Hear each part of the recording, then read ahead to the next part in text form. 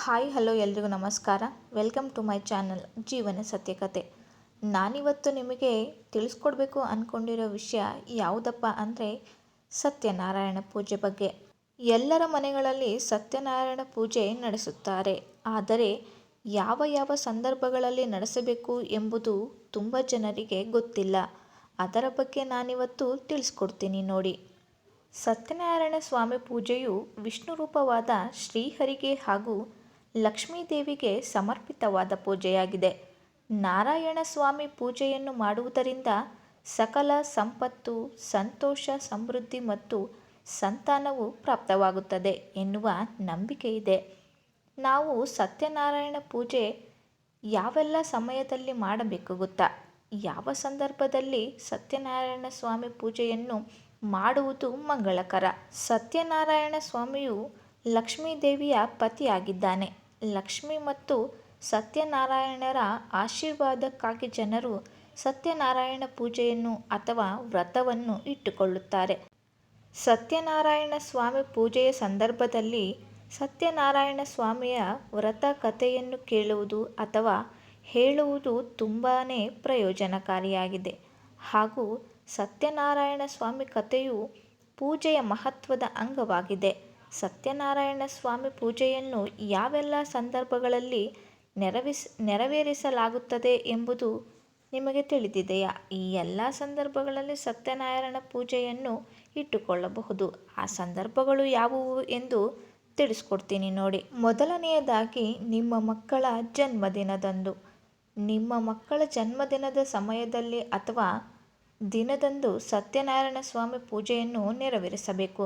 ಮಕ್ಕಳ ಜನ್ಮದಿನದಂದು ಸತ್ಯನಾರಾಯಣ ಸ್ವಾಮಿ ಪೂಜೆಯನ್ನು ಮಾಡುವುದರಿಂದ ನಿಮ್ಮ ಮಕ್ಕಳಿಗೆ ಸತ್ಯನಾರಾಯಣ ಸ್ವಾಮಿಯ ಬುದ್ಧಿವಂತಿಕೆಯನ್ನು, ಆಯಸ್ಸನ್ನು ಹಾಗೂ ಭವಿಷ್ಯದಲ್ಲಿ ಯಶಸ್ಸನ್ನು ಕರುಣಿಸುತ್ತಾನೆ.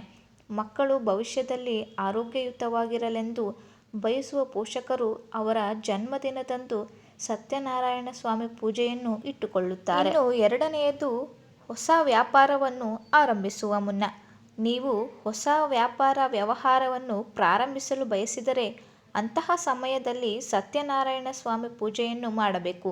ಅದರಲ್ಲೂ ನೀವು ಈ ಸತ್ಯನಾರಾಯಣ ಸ್ವಾಮಿ ಪೂಜೆಯನ್ನು ಇತರೆ ಸ್ಥಳಗಳಲ್ಲಿ ಮಾಡುವ ಬದಲು ನೀವು ವ್ಯಾಪಾರ ಅಥವಾ ವ್ಯವಹಾರ ಮಾಡುವ ಸ್ಥಳದಲ್ಲಿ ಅಥವಾ ಅಂಗಡಿಗಳಲ್ಲಿ ಮಾಡುವುದರಿಂದ ಅದು ನಿಮಗೆ ಹೆಚ್ಚಿನ ಫಲವನ್ನು ನೀಡುತ್ತದೆ ಹಾಗೂ ನೀವು ಮಾಡಲು ಹೊರಟ ವ್ಯವಹಾರದಲ್ಲಿ ಸಾಕಷ್ಟು ಲಾಭವನ್ನು ತಂದುಕೊಡುತ್ತದೆ. ಇನ್ನು ಮೂರನೆಯದಾಗಿ, ದಾಂಪತ್ಯ ಆರಂಭಿಸುವ ಮುನ್ನ. ಕುಟುಂಬದಲ್ಲಿ ಮದುವೆ ನೆರವೇರಿದಾಗ ಅಥವಾ ನವವಧು ನಿಮ್ಮ ಮನೆಯನ್ನು ಪ್ರವೇಶಿಸಿದಾಗ ಅಥವಾ ನಿಮ್ಮ ಕುಟುಂಬದಲ್ಲಿ ಯಾವುದೇ ವಿವಾಹ ಕಾರ್ಯ ನಡೆದಾಗ, ಮದುವೆ ಮುಗಿದ ನಂತರ ನವದಂಪತಿಗಳನ್ನು ಕೂರಿಸಿ ಸತ್ಯನಾರಾಯಣ ಸ್ವಾಮಿ ಪೂಜೆಯನ್ನು ಮಾಡಿಸಬೇಕು. ನವ ಜೋಡಿಗಳಿಗೆ ಸತ್ಯನಾರಾಯಣ ಸ್ವಾಮಿ ಪೂಜೆಯನ್ನು ಮಾಡಿಸುವುದರಿಂದ ಅವರ ಮುಂದಿನ ದಾಂಪತ್ಯ ಜೀವನ ಸುಖ ಸಂತೋಷದಿಂದ ತುಂಬಿಕೊಂಡಿರುತ್ತದೆ. ಅವರು ಬಯಸಿದ ಸಂತಾನವು ಪ್ರಾಪ್ತವಾಗುತ್ತದೆ. ಇನ್ನು ನಾಲ್ಕನೆಯದಾಗಿ, ಸೂತಕದ ಅವಧಿಯ ನಂತರ. ಮನೆಯಲ್ಲಿ ಅಥವಾ ಕುಟುಂಬದಲ್ಲಿ ಯಾರಾದರೂ ಮರಣ ಹೊಂದಿದರೆ ಆ ಕುಟುಂಬದ ಸಂಪೂರ್ಣ ಸದಸ್ಯರು ಸೂತಕದ ಅವಧಿಯಲ್ಲಿ ಇರುತ್ತಾರೆ. ಮರಣ ಹೊಂದಿದ ಸಮಯದಲ್ಲಿ ಮಾತ್ರವಲ್ಲ, ಮಗು ಜನಿಸಿದಾಗ ಆ ಮನೆಯು ಸೂತಕದ ಛಾಯೆಗೆ ಒಳಗಾಗುತ್ತದೆ. ಅಂತಹ ಸಂದರ್ಭದಲ್ಲಿ ಸೂತಕ ಮುಗಿದ ನಂತರ ಯೋಗ್ಯ ಪಂಡಿತರ ಸಲಹೆಯನ್ನು ತೆಗೆದುಕೊಂಡು ಸತ್ಯನಾರಾಯಣ ಸ್ವಾಮಿ ಪೂಜೆಯನ್ನು ಮಾಡಬೇಕು. ಈ ಕೆಲಸವನ್ನು ಮಾಡುವುದರಿಂದ ಸತ್ಯನಾರಾಯಣ ಸ್ವಾಮಿಯು ನಿಮಗೆ ಶುಭ ಫಲಗಳನ್ನು ನೀಡುತ್ತಾನೆ ಹಾಗೂ ಮರಣ ಹೊಂದಿದ ವ್ಯಕ್ತಿಯ ಆತ್ಮವೂ ಕೂಡ ಸಂತುಷ್ಟವಾಗುತ್ತದೆ. ಆದರೆ ಸೂತಕದ ಅವಧಿಯಲ್ಲಿ ಸತ್ಯನಾರಾಯಣ ಸ್ವಾಮಿ ಪೂಜೆಯನ್ನು ಮಾಡಬಾರದು. ಬದಲಾಗಿ ಸೂತಕ ಪೂರ್ಣಗೊಂಡ ನಂತರ ಮಾಡಬಹುದು. ಇನ್ನು ಐದನೆಯದಾಗಿ, ಪೌರ್ಣಮಿ ಮತ್ತು ಹುಣ್ಣಿಮೆ ದಿನ.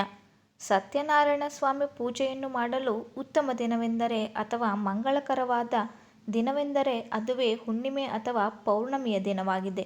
ನೀವು ಯಾವುದೇ ತಿಂಗಳ ಹುಣ್ಣಿಮೆ ಅಥವಾ ಪೌರ್ಣಮಿಯ ದಿನದಂದು ಸತ್ಯನಾರಾಯಣ ಸ್ವಾಮಿ ಪೂಜೆಯನ್ನು ಮಾಡಬಹುದು. ಹುಣ್ಣಿಮೆಯ ದಿನದಂದು ಸತ್ಯನಾರಾಯಣ ಸ್ವಾಮಿ ಪೂಜೆಯನ್ನು ಮಾಡುವುದರಿಂದ ವ್ಯಕ್ತಿಯು ಸಂಪತ್ತು, ಸಮೃದ್ಧಿ ಮತ್ತು ಶಾಂತಿಯನ್ನು ಪಡೆದುಕೊಳ್ಳುತ್ತಾನೆ. ಏಕೆಂದರೆ ಇದು ಲಕ್ಷ್ಮೀದೇವಿಗೆ ಸಮರ್ಪಿತವಾದ ದಿನವೂ ಆಗಿರುತ್ತದೆ. ಹಾಗಾಗಿ ಲಕ್ಷ್ಮಿಯೊಂದಿಗೆ ಸತ್ಯನಾರಾಯಣ ಸ್ವಾಮಿ ಪೂಜೆಯನ್ನು ನೆರವೇರಿಸುವುದರಿಂದ ನೀವು ಸಂಪತ್ತಿನ ಮಹಾ ಮಳೆಯನ್ನೇ ನೋಡುತ್ತೀರಿ. ನೋಡಿದ್ರಲ್ಲ ಸ್ನೇಹಿತರೆ, ಇದಾಗಿತ್ತು ಇವತ್ತಿನ ವಿಡಿಯೋ. ಐ ಹೋಪ್ ಈ ವಿಡಿಯೋ ನಿಮಗೆ ಇಷ್ಟ ಆಗಿದೆ ಅನ್ಕೋತೀನಿ.